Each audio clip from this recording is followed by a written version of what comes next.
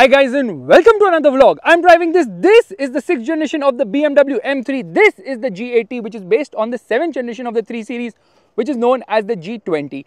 This is the first BMW M3 to get a touring version. This is the first BMW M3 to get the option of xDrive, and probably this is the last BMW M3 to get the option of a manual gearbox. But this is actually the BMW M3 Competition.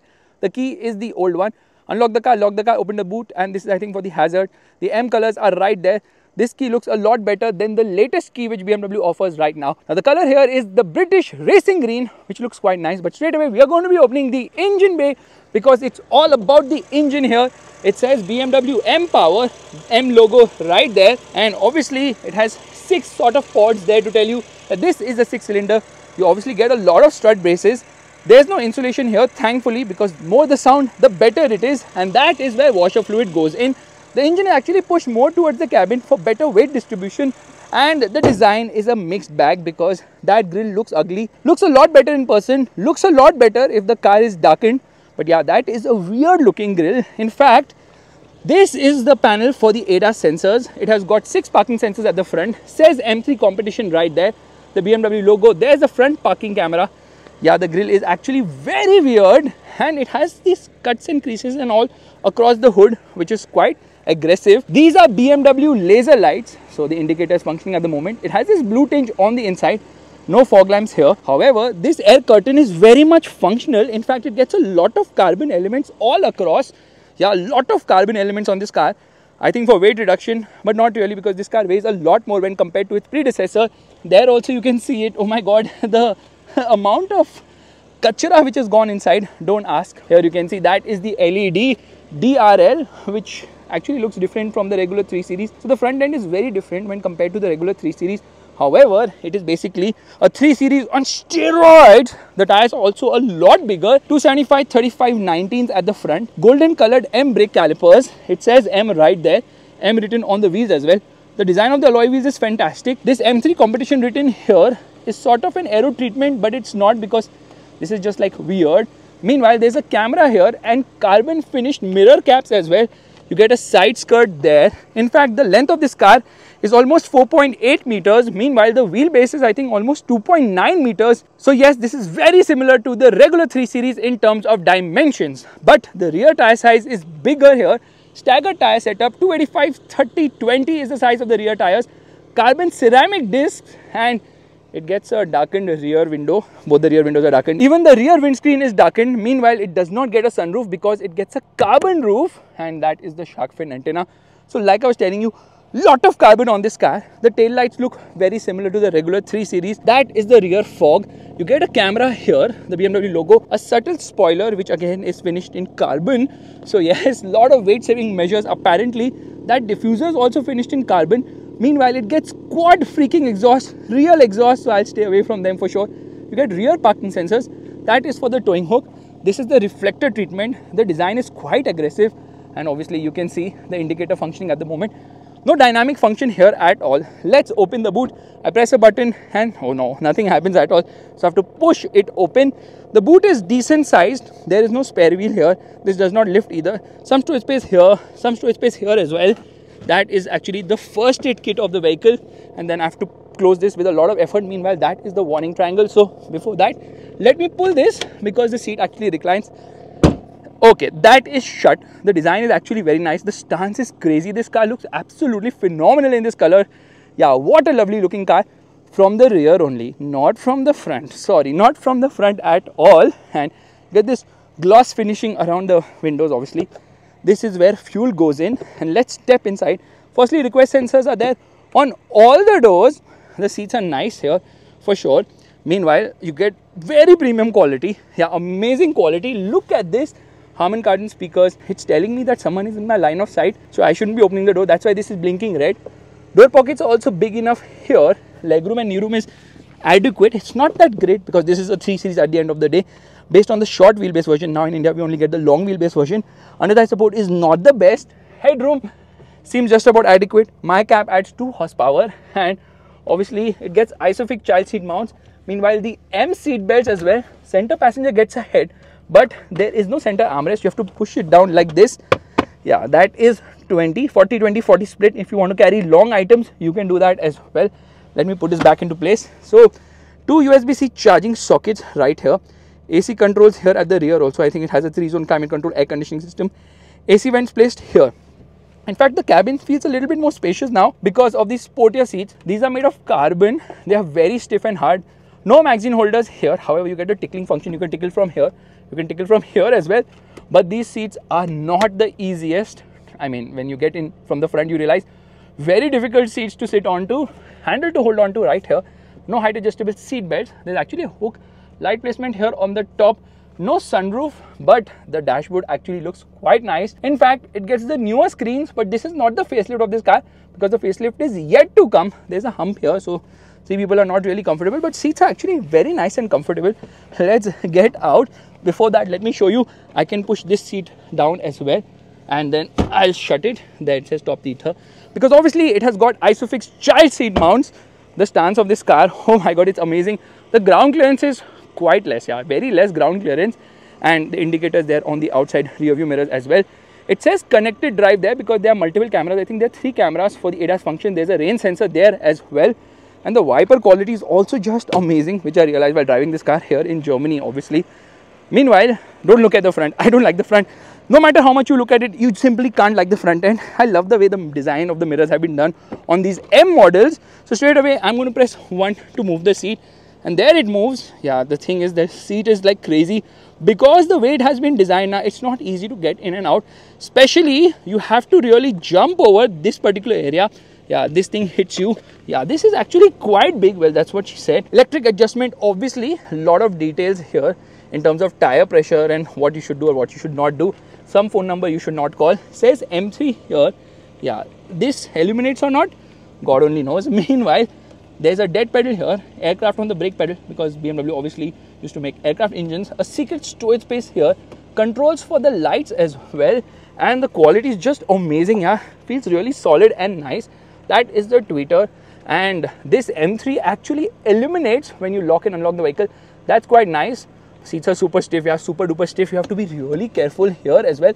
So a lot of carbon finish here and there. Getting in and out is a big task. Yeah, that is a problem. But let's shut the door, and there it shuts. So what is new here? Firstly, they have this carbon lookalike finish on the dashboard all across. They have it here as well. The glove box is decent size with a manual which is like really very thick. You need to read a lot to learn about this car, but don't worry, I'll explain everything to you. Twin cup holders, a USB-A charging socket, and there is a wireless charging pad here, and then again carbon fiber sort of finish. Below here, you've got a cloth to clean this screen because it is a fingerprint magnet. This is a BMW official product, costs a lot. A USB-C charging socket, and obviously you get a light here. Now the good bit is that you have got a proper iDrive controller. The gear lever is a bit different, so if you want to slot into drive, you do it like this, and reverse is like this. If I press this, it doesn't really come back as such, so you have to do it manually. Meanwhile, lot of buttons here. So what do these buttons exactly do? This is for traction control, this is for the parking sensor, this is for the camera, this is for stop start system. So when I press this button, there it activates the camera. Camera quality is absolutely phenomenal. So I'm just going to come into that screen later. This is for M mode. When I press this, I can decide between the 3 M modes, which also changes the displays. And this is for the active exhaust. This is for setup. So I can change a lot of parameters here. There are so many things to actually configure in this car, which is absolutely crazy. And this is the electric parking brake, of course. Lovely. It is absolutely lovely. It says 240 kilometers per hour here because this is having winter tires, so it's limited to 240 kilometers per hour, although it will go all the way to almost 300 kilometers per hour. You obviously get a heads-up display, which is very high quality, and obviously you can change the displays there. Auto-dimming mirror here, light placement here on the top, and you get a mirror and a light here on the top as well on both the sides, and then you obviously have a handle to hold on to. There's a microphone on both the sides too for the Bluetooth system. The steering wheel feels nice to hold. It is very chunky. It also has this carbon fiber sort of finishing. You get steering heating here, red buttons on the steering wheel because for the M mode you can activate them directly. And these buttons are for ADAS function, basically for cruise control and adaptive and all that, adaptive cruise control actually. These are for the audio system and to browse through the screen. So can you see the screen right now? It says lap timer right there. So it is a 12.3-inch screen, which is fantastic in terms of quality. Here I can change a lot of parameters, right from journey, data assisted view, route preview, map, and the best thing is that you can also decide how you want the setup to be. You can see all that as well. That is telling you a lot of data, and there's more data to be seen regarding the tire pressure And then you have sport displays, which shows you how much power and torque you're consuming in real time. Meanwhile, there's a G meter, and then obviously for the audio system as well. Now, when I'm going to change this particular mode now, it actually changes. Yeah, it will simply go ahead and change the design of the cluster like this. And then if I get into track mode, it will change it further too. So just activate track and then it changes everything. So yeah, that is kind of cool, but I do not like the displays as much because I want analog displays for the tachometer and the speedometer. This is a bit too gimmicky for my liking, so not really a fan of this. In track mode, it just shuts off the screen, so that's kind of weird. Just going to come into the road mode and turn the screen back on. Now the horn, the usual BMW horn, which is loud. So using this button, you can also change the displays of the heads-up display. The heads-up display, like the module itself, is quite big. And this is a 14.9-inch screen, which is fantastic. So I'll just get out of the screen into the home thing. Firstly, there are so many things you can browse through like this. Yeah, there's a lot of widgets which you can add. And then I just get into this particular menu where I have so many things. Firstly, to get into climate, you press the climate menu, turn off the climate, turn off the fan speed right now. You've got seat heating, which has got like 3 modes. Yeah, that is the one.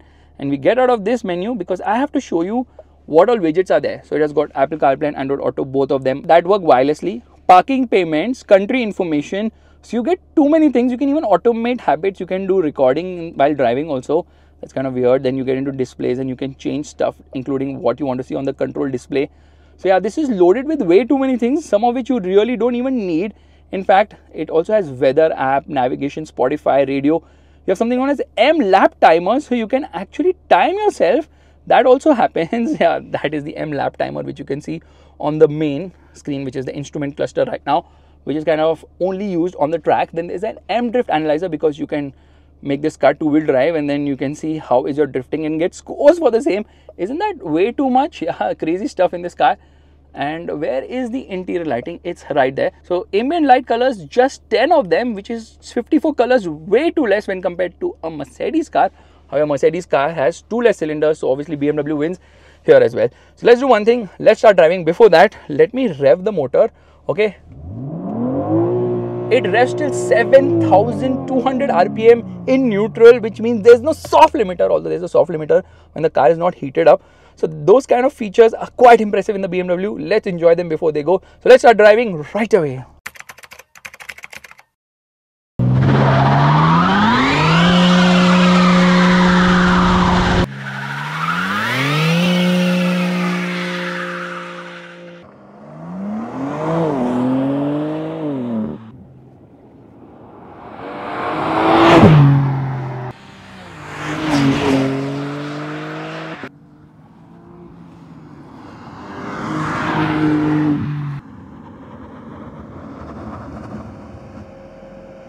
Alright, let's turn on the car. There it rose to life, and without wasting much time, I'm straight away into M2 mode. Engaging drive. This is the problem with this car now. The gearbox is a bit weird to operate. Left foot on the brake, right foot on the accelerator, revving the motor, and off we go.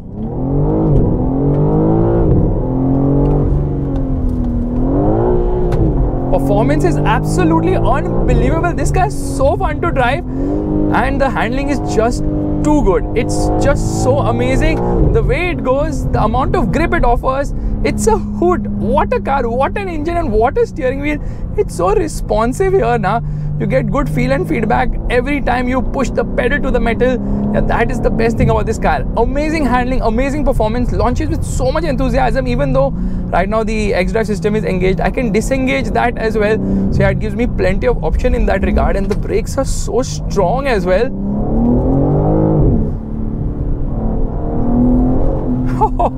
It's so playful too.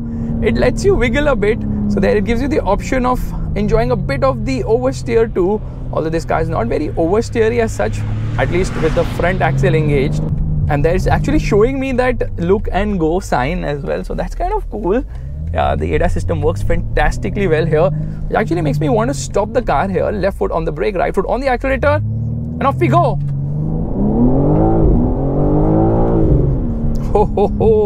Acceleration is super duper brisk, yeah. And then lane keep assist is also telling me right now that I'm moving a lane. How can it even read it? I myself can't see the lines here. And the ride is becoming very bad right now. You can see the car is moving all over the place. So yes, it's a very uncomfortable car in that regard. the level of performance is such that it will definitely give you a headache because it is that aggressive. Yeah, it is extremely aggressive a car to drive, and that's the very reason why everything is right now in efficient and laid back mode, so that I don't get a headache while driving this car. So there are a few things which I missed out. First and foremost, the lights have been tweaked now with the facelifted model for the M4. So M3 will also get a facelift wherein it has this arrow shape. And when you unlock the car at night now, the light actually glows a bit. The rear tail light does not do any show as such, so it's kind of plain and basic. And the door handles actually have a light coming out of them to tell you that where the door handles are, so you know exactly where to put your hand while like navigating at night. This display is absolutely phenomenal at night. It's just amazing, this display. In fact, it glows the M right here. It also has the M3 coming in right here. We'll straight away get into M2 mode. It tells me to confirm because I'm in M dynamic mode. And yeah, I was manual on the gearbox and off we go.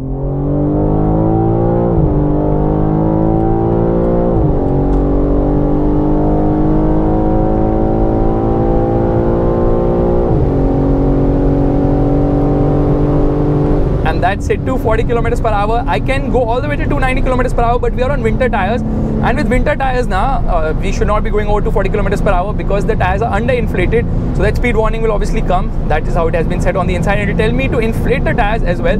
The car is super fast. It reaches 200 kilometers per hour in no time at all. That's how quick it is. It's unbelievably fast, unbelievably composed, and the engine is mind-blowing to say the least. This is a 3-liter straight-six petrol engine known as the S58. It produces 510 horsepower and a torque output of 650 Newton meters. The result is it goes from 0 to 100 kilometers per hour in just 3.5 seconds, which is brutally quick. In fact, it's just 0.1 second faster than the F80M. The reason is because this car has also increased in terms of weight, around 150 kgs odd. Meanwhile, BMW claims that the weight has only increased by 60 kgs. And why do they claim it like that? Simply because spec to spec they say 60 kgs is the weight increase. However, with xDrive, okay, I need to come on the side because there is a very weird car which is going to overtake us on the left, which is driving faster than we are right now. This is something I would have never expected, but that is the Honda Civic Type R. Come on, let's catch that beast. Can we? We can.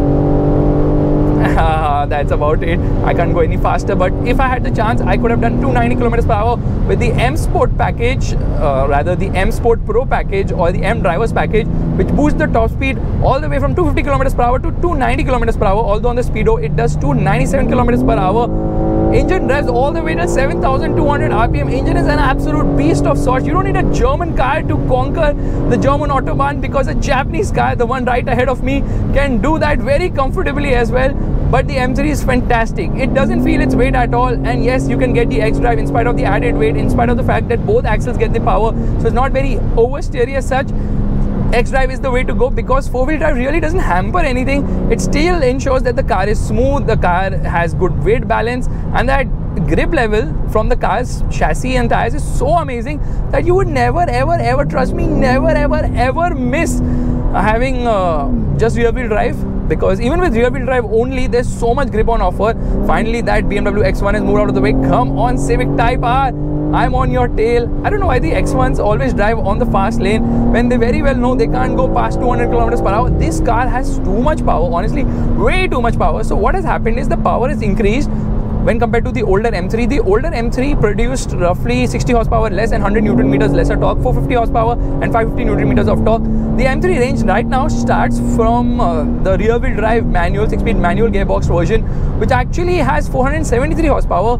So this being the competition actually comes standard with all-wheel drive. xDrive is standard here. And I have to admit that this car is unbelievably composed. The chassis is so amazing. Everything feels just mind-blowing. And bye Civic Type R, I will see you later. The sound is good, yeah, but it could have been louder still. It's loud, but it's not as loud as you would expect it to be. The first generation M3 started with the second generation of the 3 Series known as the E30. That came with a 4-cylinder naturally aspirated petrol engine, but then with the 4th generation, which is the 5th generation of the 3 Series, oh my god, speed restrictions start right there. So you're just going to slow down there. Okay, we are slowing down even further because there are some road works ahead. So let's quickly talk about a few things about this car. For starters, if you notice, there are lights here on the steering wheel. These lights are for ADAS, or even when you are using self park or auto park or reversing assistant, they will turn green and they will change the color to red as soon as they realize that now it's the time they need to like warn you about something. So they will turn red that time. And with ADAS also, this works fantastically well. Adaptive cruise control is there. A lot of amazing features are there. And de-restriction starts and off we go. Let me actually change this right away to show you the G-force meter. No, how much power and torque is being consumed. Isn't that a super cool display as well? And as soon as de-restriction starts, I realized this car flashed to 200 kilometers per hour in no time at all. The kind of performance is unbelievable. It's so fast, it's so quick, and you really don't feel how fast you're going. That's the best thing about this car. So this car is actually moving faster than you can imagine, because before you think and blink, it's already doing double-digit speeds. That is the kind of performance and that's the kind of speeds it's able to manage, and it does it so effortlessly well now. It's just mind-blowing to say the least. Now the weight of this car is 1730 kgs. It doesn't feel its weight at all. The only thing is that the gearbox, which is an 8-speed torque converter unit here, has been that's the new gearbox here. Earlier it had a 7-speed dual clutch automatic gearbox, so that has been replaced, and now we have a gearbox which isn't as fast, although BMW claims it will make shifts in just 0.15 seconds, which is actually very quick for shifts. But then the gearbox just doesn't have the feel because it's just so smooth and refined. In fact, the engine is not the star anymore. Earlier with M3s, it was the engine which was the star of the show. Here it is the chassis. The chassis balance, everything is so well tied down. The communication from the chassis, the steering, everything is fantastic. The steering is amazing in terms of feel. Feel feedback is just mind-blowing to say the least. Every time you accelerate, you can feel the rear axle. Every time you steer, you can feel the front axle, and that's how well engineered this car is. So kudos to BMW for making a car this dynamic with amazing performance, communication, feedback, feel, and just feel as well. I mean, I'm saying feel again because this car is so feelsome. Those mountains look absolutely beautiful, and if I travel at this speed currently, I will reach there quite fast as well. Now these paddle shifters, they are actually made of carbon, but only at the front. At the rear, now they are not made of carbon. So yes, they have tried to do weight saving, although weight has still increased. If you want it to be lighter still, you can get these carbon seats which weigh lesser by 9.6 kgs. And that's not all. You can also go ahead and opt for carbon ceramic disc, which comes with the M Sport Pro package or the M Drivers package, which reduces the weight by 15 kgs. Braking performance is absolutely fantastic. The steering feel, everything in this car is just amazing. Yeah, it's mind-blowing to say the least. Yeah, so what a amazing car to drive now. It's saying that speed limit only when it is raining, so we can still keep pelting this car at top whack right now. Because obviously it snows here a lot and it rains also, so you have to be a little slower when it is in those conditions right now. You need a lot of concentration to drive at these speeds on the German Autobahn. But if you notice, I'm not seeing any traffic around me because everybody's already reached their destination now, driving at such kind of speeds. Oh my god, what a car, absolutely unbelievable. So you can disengage the front axle to make this rear wheel drive to do drifts and all those things. However, you need to remember one thing, that it doesn't really engage the front axle much. It is rear wheel drive primarily. It only engages the front axle when it realizes that the rear is slipping, and that doesn't really happen very easily because of the grip from the tires. Although this car is on winter tires, so obviously it's not very grippy at the moment. There's a big fat Mercedes van right in front blocking our route right now, but anyways, I can see it's going to come to 120 kilometers per hour very soon, the speed restrictions, because the heads-up display is showing me that as well. It's just amazing. When I actually go into this menu, so I'm just going to get into this particular menu right here. Why is it not responding? Yeah, so now if I change it to sport, it will change this thing also. Come on, yeah, it has changed the instrument cluster. It has also changed the heads-up display with a better tachometer too. So now speeds are decreasing quite a lot. In fact, I will get into the setup and show you so many things can be altered. So engine can be efficient sport or sport plus. The chassis can be comfort sport or sport plus. The steering can either be comfort or sport. The brakes can also be changed between comfort and sport. What exactly changes with the brakes in terms of comfort and sport? Well, in sport now, the pedal feel becomes a bit tighter, the play reduces as well. So that's a big difference which happens. And then obviously I can change the MX drive. So when I get into two-wheel drive mode, I can decide 10 levels of M traction control so that I can go drifting as well. So it's just unbelievable how much tech has been fed into this car. It just blows your mind. And back on the German Autobahn, which means first things first, M2 mode activated and off we go. Before that, there's a car on the left which is trying to fly along with me. That's an Audi. That's a diesel Audi Q3 35 TDI. Never mind, by Audi. Oh my god, the engine is unbelievable. It gives you so much grunt and so fast as well. Okay, there's a BMW in our line of sight. So now I'm going to come into automatic for the gearbox. I can obviously manually take control of things, and there are 3 speeds here also. So you can notice one thing, I can change those speeds right there for the gearbox as well. So you're going to downshift, downshift, downshift. Come on, another downshift, give me another downshift. It holds on to a gear. It will not upshift unless and until I decide to do so. So yeah, that also happens. 7,200 RPM red line, which is amazing to say the least. But the M3 is not available in India. However, we have the M4, and the M4 is, I can't even see the speeds right now because this cluster is showing me the gear right now, right in front of me rather than the speeds. That's kind of weird.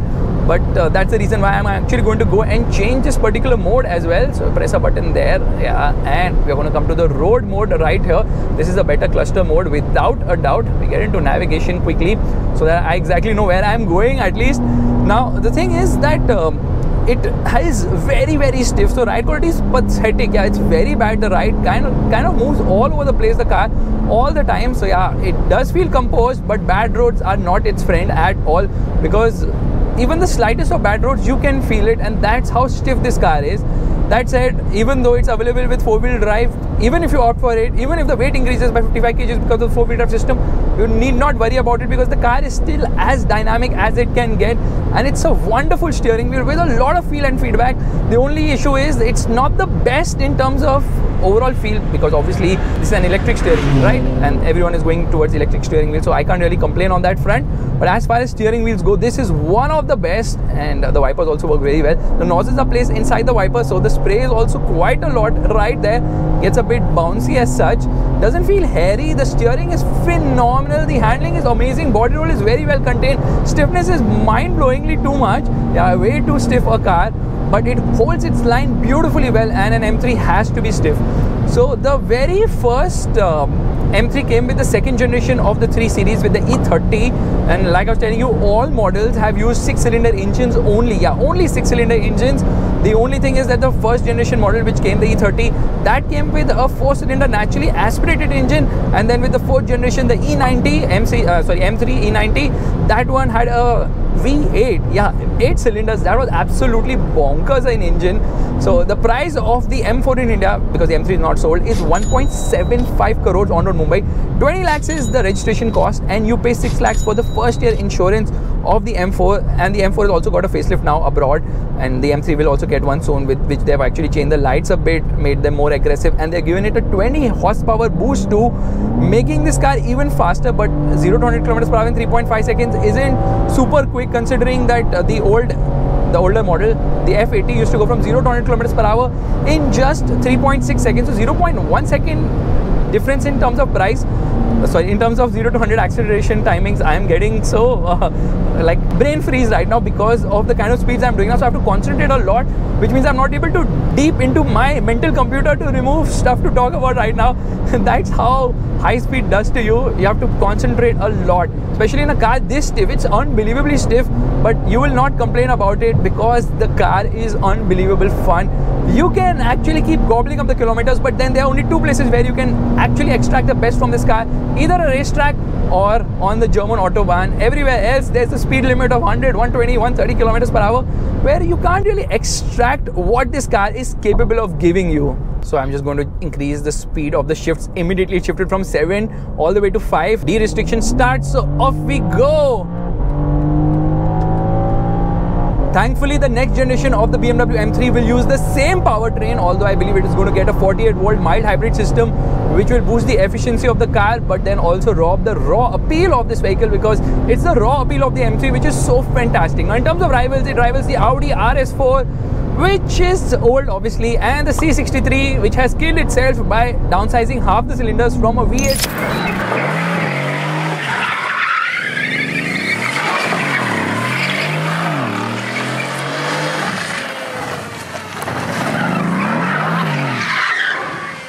to 4-cylinder plug-in hybrid.